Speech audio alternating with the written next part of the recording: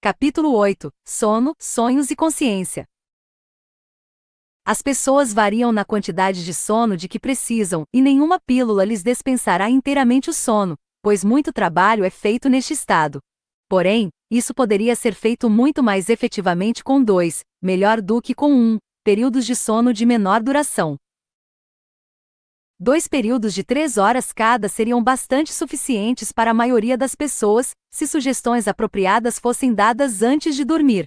Sugestões que poderiam assegurar a completa recuperação do corpo. Em muitos casos, 10 horas de sono, por exemplo, é realmente desvantajoso, resultando em uma lentidão de ambos, mente e corpo. Nesse caso, o espírito simplesmente esteve longe do corpo por muito tempo, resultando em perda de flexibilidade muscular. Muitos lanchinhos leves seriam na verdade muito melhor do que 3 grandes refeições por dia. Assim, cochilos curtos são mais efetivos do que períodos estendidos. Haveria outros benefícios. O eu consciente se lembraria mais de seus sonhos aventurosos como de costume, e gradualmente, eles seriam somados à totalidade da experiência, como o ego o considera. Como resultado de períodos de sono mais frequentes, mais breves, haveria também picos mais altos de foco consciente e uma renovação mais sólida das atividades física e psíquica.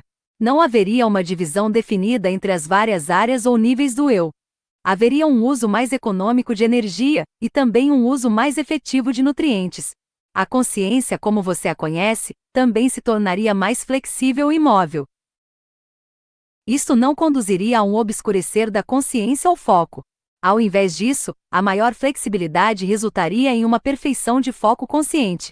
A aparente grande divisão entre o eu desperto e o eu adormecido é grandemente um resultado da divisão na função. Os dois seres são grandemente separados. Um bloco de tempo sendo alocado para um, e um grande bloco de tempo para outro. Eles são mantidos separados, então, por causa de seu uso do tempo. Inicialmente, sua vida consciente seguia com a luz do dia. Agora, com luz artificial, esta necessidade não é o caso. Há oportunidades aqui, então, a serem ganhas a partir de sua tecnologia da qual você não está presentemente tirando vantagem. Dormir todo dia e trabalhar toda a noite não é a resposta. É simplesmente a inversão de seus hábitos presentes. Mas seria muito mais efetivo e eficiente dividir o período de 24 horas de uma forma diferente. Na realidade, há muitas variações que seriam melhores do que seu sistema presente. Idealmente, dormindo 5 horas de cada vez você ganha o benefício máximo, e qualquer outra coisa durante este tempo praticamente não é útil àqueles que precisam de mais sono. Relaxariam, digamos assim, num cochilo de 2 horas. Para os outros, um bloco de uma sessão de 4 horas e 2 cochilos seria altamente benéfico. Com sugestão propriamente dada, o corpo pode recuperar-se em metade do tempo que agora é dedicado para dormir. Em todo caso, é muito mais tonificante e eficiente ter o corpo físico ativo do que inativo por, digamos, 8 a 10 horas. Você treinou sua consciência para seguir certos padrões, que não são necessariamente naturais. Esses padrões aumentam o sentido de alienação entre o eu desperto e o que sonha. Até certo ponto você droga o corpo com sugestão, de forma que ele acredita que tem que dormir uma certa quantia de horas em um bloco. Animais dormem quando estão cansados e despertam de uma forma muito mais natural. Você reteria de longe um bom potencial de memória de suas experiências subjetivas, e seu corpo seria mais saudável se esses padrões de sono fossem modificados. 6 a 8 horas de sono no total seriam suficientes com padrões de cochilos modelados. E mesmo os que pensam que precisariam de mais sono do que esse viriam que não precisam se todo o tempo não fosse gasto num único bloco. O sistema inteiro, físico, mental e psíquico se beneficiaria. As divisões entre o eu praticamente não seriam assim severas. O trabalho físico e mental seriam mais fáceis e o corpo mesmo ganharia períodos estáveis de relaxamento e descanso. Agora, como regra, ele precisa esperar, em relação à sua condição, no mínimo pelas próximas 6 horas. Por outras razões relativas às reações químicas durante o estado de sonho, a saúde corporal seria aperfeiçoada, e esse calendário particular também auxiliaria na esquizofrenia, e no geral, ajudaria pessoas com problemas de depressão, ou aquelas com instabilidade mental. Seu senso de tempo também seria menos rigoroso e rígido. As habilidades criativas seriam agilizadas e o grande problema da insônia que existe para muitas pessoas seria grandemente minimizado, pois o que elas temem é frequentemente o grande período de tempo no qual a consciência, como elas a pensam, pareceria ter se extinguido. Pequenas refeições ou lanches seriam tomados ao se levantar. Esse método de comer e dormir seriam de grande ajuda para as várias dificuldades metabólicas e também ajudaria no desenvolvimento das habilidades espiritual e psíquicas. Por muitas razões, as atividades físicas noturnas têm um efeito diferente sobre o corpo em relação à atividade física durante o dia, e, idealmente, ambos os efeitos são necessários. Em certos momentos, durante a noite, os íons negativos no ar são muito mais fortes ou numerosos do que durante o dia, por exemplo, e a atividade durante esse tempo, particularmente na caminhada ou numa atividade fora de casa, seria altamente benéfico de um ponto de vista da saúde. Agora, o período logo antes de amanhecer frequentemente representa um ponto de crise para pessoas severamente doentes. A consciência esteve longe do corpo por um longo período, e tal retorno dificulta a consciência lidar com os mecanismos doentes do corpo. A prática hospitalar de drogar os pacientes de forma que eles durmam por toda a noite é prejudicial por isso. Em muitos casos isso restringe a mente no processo do retorno da consciência, em termos de assumir novamente o mecanismo doente. Tais medicamentos também previnem frequentemente certo ciclo de sonho que pode ser necessário à recuperação do corpo e a consciência, então, se torna altamente desorientada. Algumas das divisões entre porções diferentes do eu, consequentemente, não são basicamente necessárias, mas são o resultado do costume e da conveniência. Em períodos anteriores no tempo, embora não houvesse nenhuma luz elétrica, por exemplo, o sono não era tão longo e contínuo à noite, porque os quartos de dormir não eram tão seguros. Por exemplo, o homem da caverna, enquanto dormia, estava em alerta por causa dos predadores. Os aspectos misteriosos da noite natural em ambientes externos o mantinham parcialmente alerta. Ele acorda frequentemente e inspecionava os arredores e seu próprio abrigo. Ele não dormia em blocos longos como você faz. Seus períodos de sono, ao contrário, eram de 2 ou 3 horas, esticados durante a noite, do anoitecer ao amanhecer, mas alternado por períodos de alta vigilância e atividade alerta. Ele também rastejava para fora da caverna para buscar comida, quando esperava que seus predadores estivessem dormindo. Isto resultou em uma mobilidade de consciência que realmente assegurou a sobrevivência física dele, e essas intuições que apareciam a ele no estado de sonho eram lembradas e vantagem era obtida no estado desperto.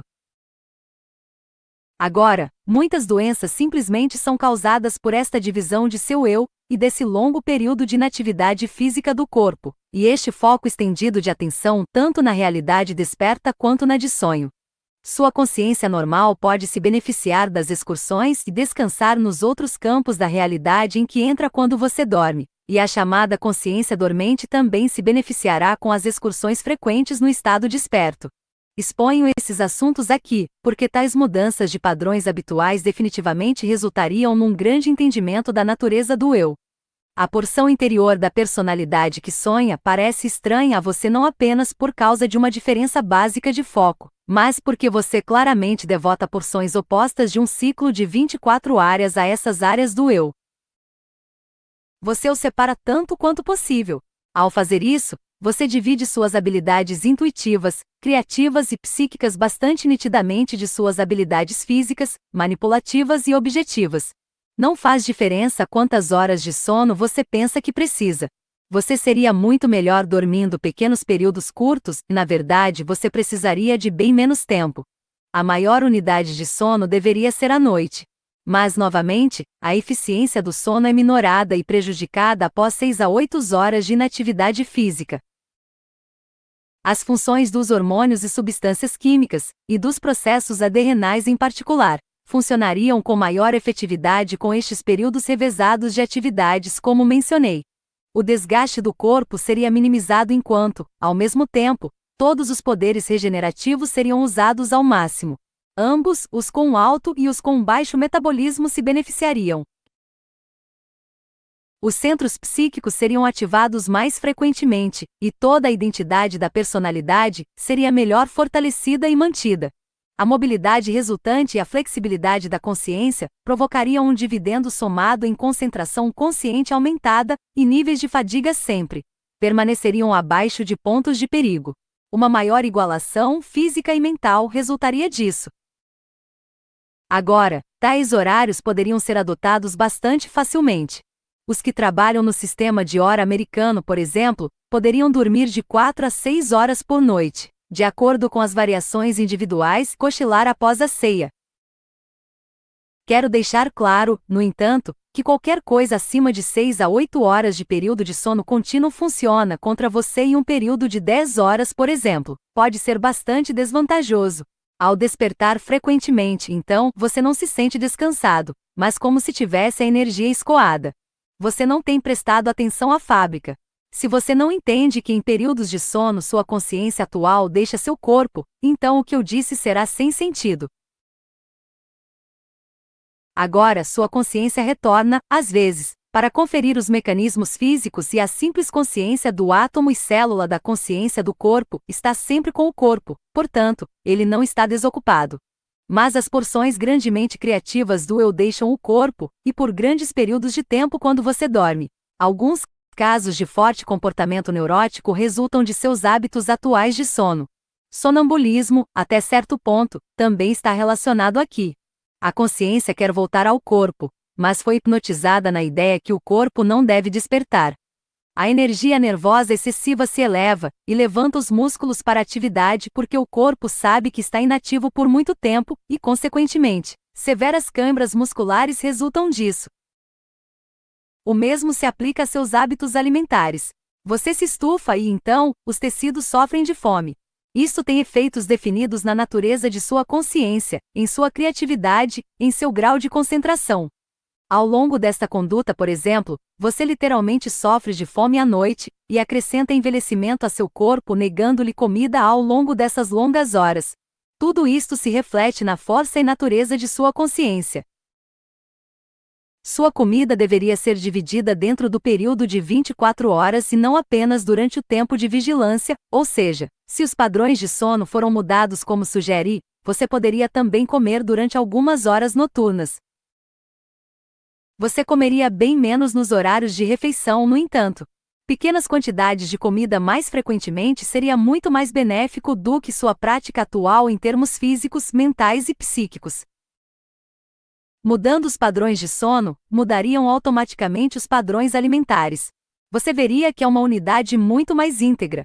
Você se daria conta de suas habilidades clarividentes e telepáticas, por exemplo, num nível muito maior e não sentirá a profunda separação que agora sente entre o eu que sonha e o que está desperto.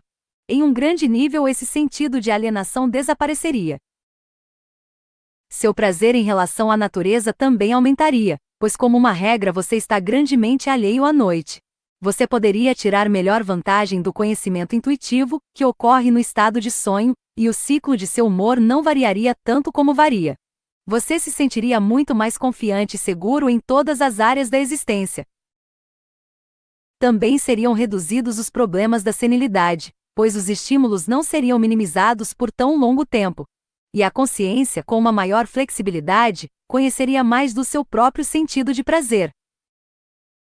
É bem conhecido que as flutuações de consciência e sentido de alerta existem no estado de sono.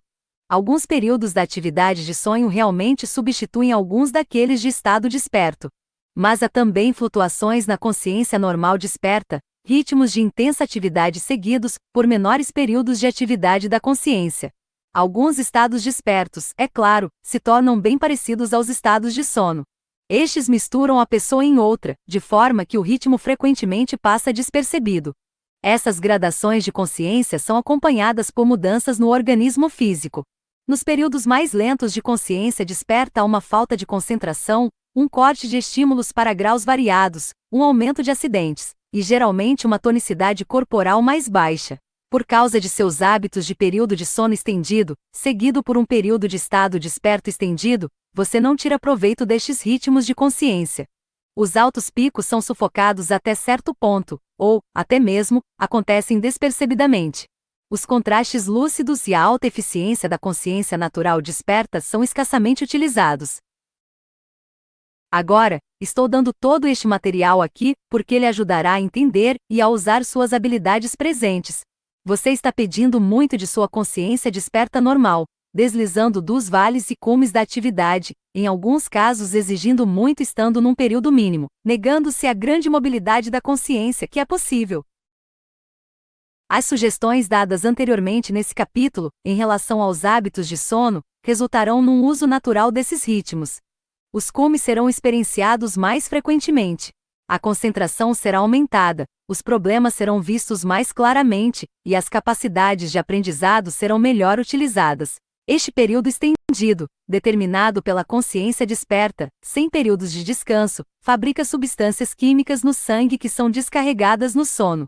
Mas no meio tempo elas fazem com que o corpo se torne lento e retarda a concentração da consciência. O período de sono longo, ao qual você está acostumado, então, se torna necessário. Um círculo vicioso, então, é formado.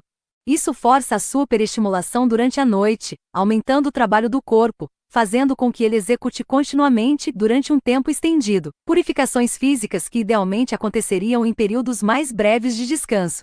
O ego se sente ameaçado pela longa licença a que precisa se entregar, se torna cauteloso no sono e estabelece barreiras contra o estado de sonho. Muito disso é altamente artificial. Uma aparente dualidade é o resultado e uma desconfiança de uma parte do eu em relação ao outro.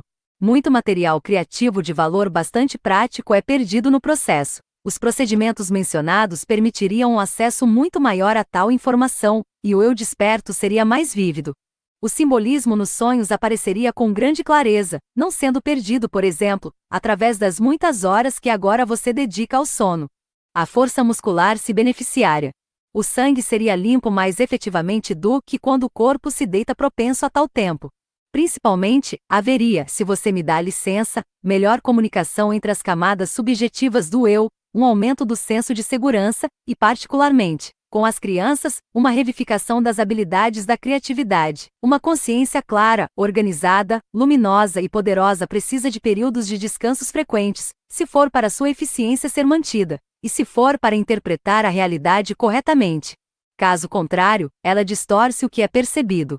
Descanso ou curas no sono, períodos de sono muito estendidos, têm sido de auxílio para a terapia em alguns casos, não porque o sono estendido seja em si mesmo benéfico, mas porque muitas toxinas foram criadas e aqueles períodos estendidos de sono foram requeridos. Processos de aprendizado são definitivamente impedidos por causa de seus presentes hábitos, pois há certos períodos quando a consciência está afinada para o aprendizado, e ainda assim, você tenta se forçar a aprender durante períodos mínimos não reconhecidos. Habilidades criativas e psíquicas são empurradas para o fundo simplesmente por causa dessa divisão artificial. Resultam-se dualidades que afetam todas as suas atividades. Em alguns casos você literalmente se força a dormir quando sua consciência poderia estar na atividade máxima dela. Isto acontece, incidentemente, no período do alvorecer. Em certas horas da tarde, a consciência está vagarosa e precisa de descanso que é negado. Se fossem examinadas as fases do despertar da consciência, como as fases do sono, estão sendo examinadas atualmente, por exemplo, você encontraria um nível de atividade muito maior do que é suspeitado. Certas fases de transição são completamente ignoradas. De muitos modos pode ser dito que a consciência realmente flameja e varia em intensidade. Ela não é como uma tocha estável, por exemplo. A consciência tem muitas características, algumas, é claro, são conhecidas a você. Muitas das características da consciência, porém, não são tão aparentes, já que presentemente você usa sua própria consciência de maneira que as percepções dela se parecem muito com disfarces naturais. Você está atento à sua própria consciência, em outras palavras, através do mecanismo médio de seu próprio físico. Você quase não está atento em relação à sua própria consciência, quando ela não está operando primariamente através dos mecanismos do corpo, como quando ela opera nos estados fora do corpo, e em algumas condições desassociadas. As características da consciência são as mesmas, esteja você em um corpo ou fora de um. Os picos e vales da consciência que eu mencionei existem, em algum nível, em todas as consciências, a despeito da forma adotada após a morte. A natureza de sua consciência não é diferente, basicamente, do que é agora, embora você possa não estar atento a muitas das características dela. Agora, a sua consciência é telepática e clarividente, por exemplo, embora você possa não perceber isto. No sono, quando você frequentemente presume que está inconsciente, você pode estar muito mais consciente do que está agora, mas simplesmente usando habilidades da consciência que você não aceita como reais ou válidas na vida desperta. Você, consequentemente, as bane de sua experiência consciente. A consciência sua e minha é bastante independente de tempo e espaço. E após a morte, você simplesmente está atento aos grandes poderes da consciência que existem em você o tempo todo, e já que eles existem, é claro, você pode descobri-los agora e aprender a usá-los. Isso irá ajudá-lo diretamente na experiência pós-morte. Você praticamente não ficará assustado pela natureza de suas próprias reações se entender antes, por exemplo, que sua consciência não apenas não está aprisionada por seu corpo físico, mas que pode criar outras porções à vontade. Os que superidentificam suas consciências com seus corpos podem sofrer tormentos criados por si mesmos sem nenhuma razão, demorando-se no corpo, realmente, a alma totalmente abandonada, pensando que não tem nenhum outro lugar para ir. Você é, como eu disse antes, um espírito agora, e esse espírito tem uma consciência. A consciência pertence, então, ao espírito, mas os dois não são o mesmo. O espírito pode desligar e ligar sua própria consciência. Por sua natureza, a consciência pode chamejar e flutuar, mas o espírito não o faz. Particularmente, não gosto da palavra espírito por causa das várias implicações que ela pode ter, mas ela serve a nossos propósitos no sentido de que a palavra implica em independência da forma física. A consciência não se revigora a si mesma no sono. Ela meramente se vira para outra direção. A consciência não dorme nesses termos enquanto, e embora ela possa estar desligada, ela não é como a luz. Desligá-la não a extingue na forma como a luz desaparece quando o interruptor é acionado. Seguindo a analogia, se a consciência fosse como uma luz que pertencesse a você, até mesmo quando você a desligasse, haveria um tipo de crepúsculo, mas não a escuridão. Então o espírito nunca está em um estado de nada com sua consciência extinta. Portanto, é muito importante que isso seja percebido. Anteriormente, eu lhe disse que você está familiarizado apenas com essas características de sua própria consciência que você usa através da capacidade média de seu corpo. Você confia no corpo para expressar as percepções de sua consciência. Você tende, novamente, a identificar a expressão de sua consciência com o corpo. Ainda, a consciência pode ser permitida a se retirar, e, até certo ponto, começa a ausentar-se dela, expressão física. Você não estaria atento conscientemente dessa permissão simplesmente porque esse tipo de demonstração não poderia ser mantido se a consciência desperta normal soubesse disso. Ela automaticamente ficaria amedrontada. Quando eu falava sobre o escurecer de consciência, Joseph vivenciou isto. Na verdade, esse pode ser um exercício de manipulação da consciência. Próximo à morte, esse mesmo tipo de coisa acontece em vários níveis quando a consciência percebe que não pode mais se expressar através da capacidade do corpo. Se a pessoa que está morrendo se superidentificar com o corpo, então ela pode facilmente entrar em pânico, pensando que toda a expressão, consequentemente, está cortada e por isso sua consciência está a ponto de ser extinta.